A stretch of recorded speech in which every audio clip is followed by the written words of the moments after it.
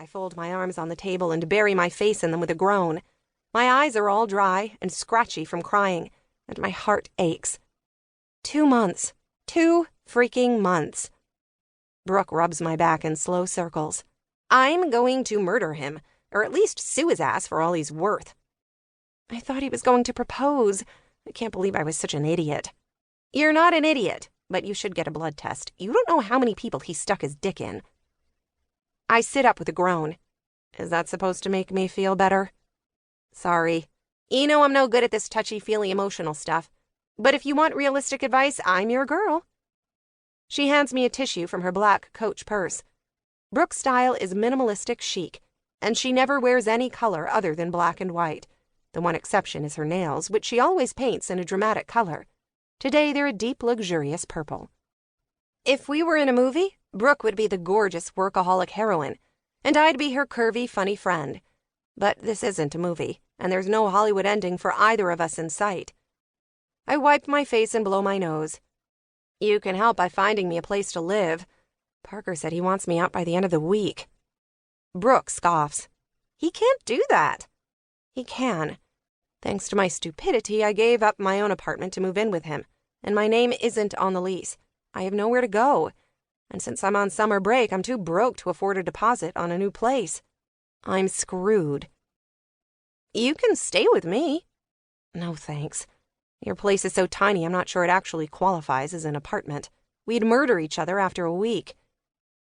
Her minuscule studio near her office costs a fortune anyway.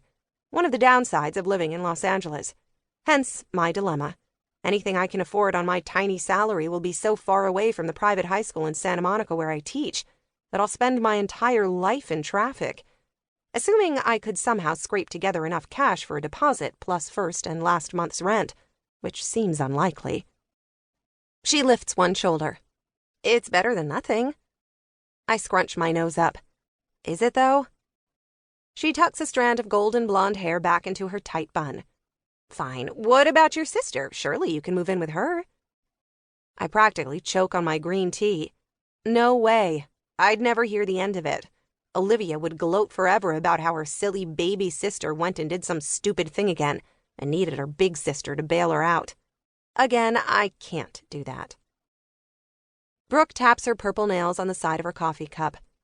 I might have a solution for you, but it's not ideal. What is it? I'll take just about anything at this point. My brother has an empty guest room in his house in Malibu, and he owes me a favor. My eyebrows shoot up. The actor? You said he was a cocky prick. Your words, not mine. He is.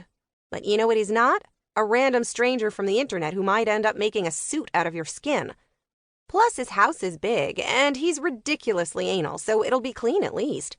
You just have to put up with a royal ass until you're back on your feet again. I swirl my tea around in my cup as I consider. I don't really have any other options. Brooke types away on her phone. I'm texting him now about it. Thanks. I don't know what I would do without you. You won't thank me when he makes you cry on a daily basis. You sure you don't want to ask your sister for help? Very sure. Fine, but don't say I didn't warn you. She points her phone at me. And whatever you do, don't get a crush on him. I let out a miserable laugh. That's definitely not in the cards. Really? Because I know you. You meet a halfway decent guy, you fall instantly head over heels in love and start seeing babies and dogs in a minivan. You make reckless decisions like moving in with him way too soon. Sound familiar? It wasn't reckless, I say, even though everything she said was spot on. You're a romantic. It's one of your most endearing qualities, but it means you need to be careful too. My brother's single and he's not a bad-looking guy. Until he opens his mouth and ruins it with his personality anyway.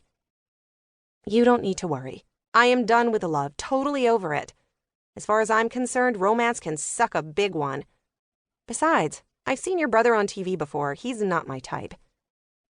Okay, that's not entirely true. Shane Easton is a damn fox, but he's probably photoshopped or wearing tons of makeup or whatever they do to make actors look hot all the time, even when they're sweaty and tired. In person, there's no way he actually looks like that. If he's half as bad as you say he is, I won't be interested anyway. Uh-huh, she says. Shane says he